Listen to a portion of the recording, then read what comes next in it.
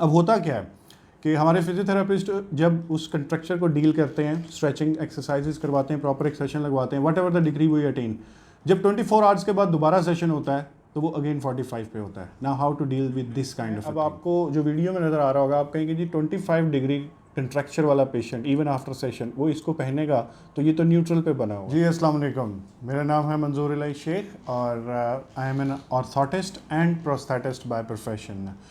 Last कुछ videos में हमने एक सिलसिला शुरू किया कि जितने भी ऑर्थोपेडिक से रिलेटेड, न्यूरो से रिलेटेड या फिजियोथेरेपी से रिलेटेड प्रोफेशनल्स हैं उनको लेटेस्ट ब्रेसेस के बारे में बताया जा सके, प्लस जो भी कस्टम ब्रेसेस हम लोग बनाते हैं उसके बारे में इंफॉर्मेशंस प्रोवाइड की जा सकें। A specific type of custom made knee immobiliser. अब कस्टम मेड का क्या मतलब है, ये चीज़ हमें सबको पता होनी चाहिए कि what is the benefit of custom made.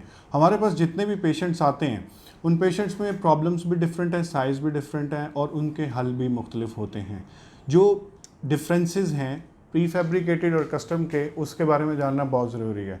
जो डाई कास्ट पे आइटम्स बनती हैं वो प्री फैब्रिकेटेड होती हैं, उसमें 4 से 5 साइजेस होते हैं, स्मॉल, मीडियम, लार्ज या एक्स्ट्रा लार्ज।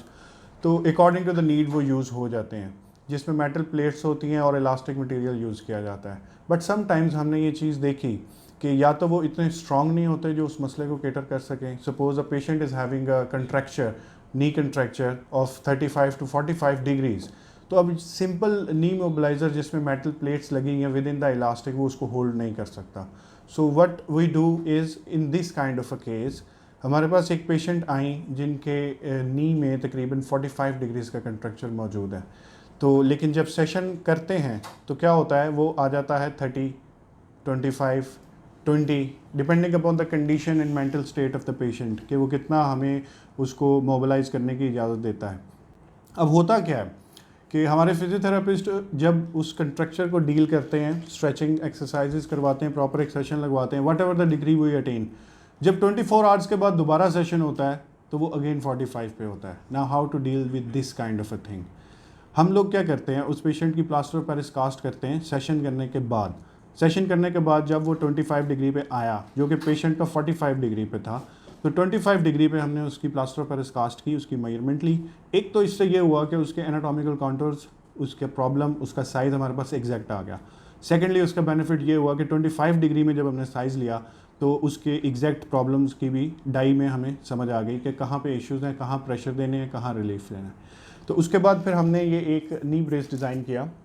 ये प्लास्टर ऑफ पेरिस कास्टिंग के बाद जो डाई रेडी हुई, उसको बनाने के बाद फिर हमने जो डाई के ऊपर पॉलीप्रोपिलीन शेल है इसको मोल्ड किया एंड आफ्टर दैट उसमें प्रोटेक्शन के लिए फोम वगैरह लगाया और स्ट्रैपिंग की।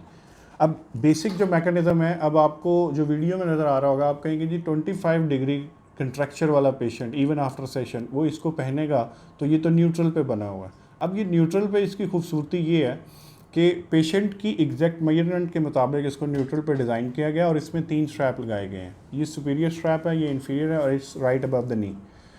अब 25 डिग्री में इसको कैसे पहनाया जाएगा, हम इस स्ट्रैप को ओपन करेंगे और इसको अपने बिल्कुल लास्ट मार्जिन पे सेट करके ऐसे बाइंड कर देंगे। नाउ यू कैन सी कि अगर पेशेंट को 25 डिग्री कंट्रैक्चर भी मौजूद है तो ये दोनों स्ट्रैप उसको ये क्वाड्रिसेप वाले रीजन में और ये शिन पार्ट रीजन में होल्ड करेगा। और यहाँ पे इस स्ट्रैप को एडजस्टमेंट दी गई है कि ये 25 डिग्री पे ये उसको रोक के रखेगा। जो स्ट्रैप मैंने सेट किया ये लास्ट सेटिंग पे, ये 25 से ज़्यादा भी होल्ड करता है। अच्छा, अब क्या होगा कि जब हमारे फिजियोथेरेपिस्ट उस पेशेंट को सेशन देंगे तो ये 25 पे उसको फर्स्ट डे इधर रोक देंगे। दैट मीन्स 25 पे अगर 24 आवर्स के लिए हमने इसको रोक दिया तो नेक्स्ट डे वो फिजियोथेरेपिस्ट जो हैं वो 25 से आगे काम करेंगे और उसके बाद क्या होगा कि नेक्स्ट स्टेज में इसको हम और टाइट करेंगे और नेक्स्ट डे ही और she the patient will be at 20 degree and third day वो 20 डिग्री से स्टार्ट करेंगे और आहिस्ता आहिस्ता आहिस्ता आहिस्ता ये डेज़ गुजरते जाएंगे और ये न्यूट्रल पे हम इसको पहुँचा देंगे। अभी हम इस वीडियो के नेक्स्ट फेज़ में आपको एक पेशेंट पे, सब्जेक्ट पे डेमोन्स्ट्रेशन करके दिखाते हैं। नी कॉन्ट्रैक्चर्स जब बनते हैं तो हम उनकी फ़िज़िकल थेरेपी और रिहैबिलिटेशन के काम में उस पर डेली बेसिस पे काम करते हैं। बहुत सी केसेस में नी कॉन्ट्रैक्चर्स में देखने को मिलते हैं, पेडियाट्रिक केसेस में भी देखने को मिलते हैं, या रोड साइड एक्सीडेंट्स होते हैं, या स्पोर्ट्समैन में भी ऐसे बहुत से केसेस होते हैं जिनमें नी कॉन्ट्रैक्चर्स बन जाते हैं और नी की रेंज कम हो जाती है। जब हम उन पर सेशन देते हैं उनको, तो उनकी रेंज हम डेली बेसिस पर कुछ ना कुछ डिग्रीज जो है वो अचीव करते हैं। उसके बाद अमूमन ये होता है कि लोग पेशेंट्स को घरों में भेज देते हैं और उनका जो रिहैब के काम के बाद प्रिवेंटिव मेजर्स होते हैं वो प्रॉपर्ली फॉलो नहीं हो रहे थे प्रोटोकॉल्स। तो हमारी कोशिश होती है कि हम जो नी ब्रेस है वो उनको रिकमेंड करते हैं, और सेशन के बाद जो हमारे पास रेंज गेन हुई होती है तो ये ब्रेस जो है वो उसको सस्टेन रखती है नेक्स्ट डे तक के लिए, और नेक्स्ट डे हम उससे आगे रेंज जो है वो अचीव करते हैं। तो अभी मंजूर साहब हमें बताएंगे कि इसको प्रॉपर्ली हम यूज़ कैसे कर सकते हैं और उसके क्या बेनिफिट्स होंगे साथ में। जैसा कि आपको वीडियो के स्टार्टिंग में मैंने इस ब्रेस के बारे में सारी एक्सप्लेनेशन दी थी कि ये प्री फैब्रिकेटेड नहीं है, it's a custom moulded brace. तो अब मैं पेशेंट पे आपको अप्लाई करके दिखाऊंगा कि how gradually we can decrease the contracture issues. Suppose हमारे पास एक ये पेशेंट हैं जिनके नी में कंट्रैक्चर एक ख़ास एंगल पे मौजूद है। हम इस पे ये नी ब्रेस अप्लाई करेंगे and you will understand the mechanism how we gradually correct this kind of a contracture situation. इसमें हमारे पास 3 स्ट्रैप्स मौजूद हैं। ये स्ट्रैप थाई रीजन में, क्वाड्स के रीजन में लगेगा और ये सुपीरियर टू द नी है। ये strap inferior to the knee है, ये शिन पार्ट पे लगेगा। और ये जो सेंटर वाला स्ट्रैप है, this is responsible for the gradual correction of that patient's contracture. हम क्या करेंगे, इसको इस तरह पहनाएंगे कि दोनों स्ट्रैप्स को हम पहले टाइट करेंगे,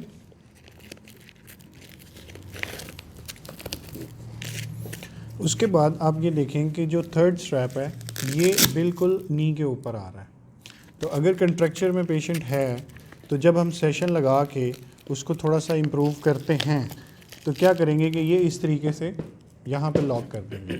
नेक्स्ट डे डॉक्टर साहब जब सेशन करेंगे तो क्या होगा, हम इससे नेक्स्ट स्टेज पे चले जाएंगे। थोड़ा सा टांग सीधी करें। सपोज़ कि पेशेंट में हमने करेक्शन अटेन कर ली, अब यहाँ पे ले आए, और इसी तरह ग्रेजुअली नेक्स्ट डेज जैसे जैसे लेग सीधी होती जाएगी ये टाइट करते जाएंगे, और हर अगला आने वाला जो सेशन होगा वो करेक्टेबल मेजर्स के साथ चलेगा। सपोज़ फर्स्ट डे हमारे पास पेशेंट सेशन के पास 25 डिग्री पे आया, हमने उसको 25 डिग्री पे लॉक कर दिया।